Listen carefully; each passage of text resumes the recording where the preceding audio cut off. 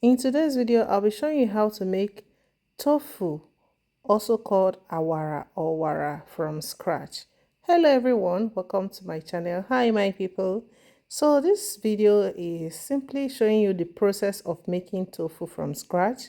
It involves soaking the soya beans for some hours or overnight, blending it into paste, straining the mixture, separating the milk from the soya bean, and coagulating the milk. I actually use lemon juice as the coagulant in this video, but you can make use of other stuff like lime juice, like vinegar, and so many other things. The, the coagulated milk results to tofu, which you can season, spice, or you can actually leave it plain. I made two types of tofu in this video, as you can see the sample in the beginning of the video. Please watch the video to the end and see how easy making it at home is. Thank you. Enjoy the video.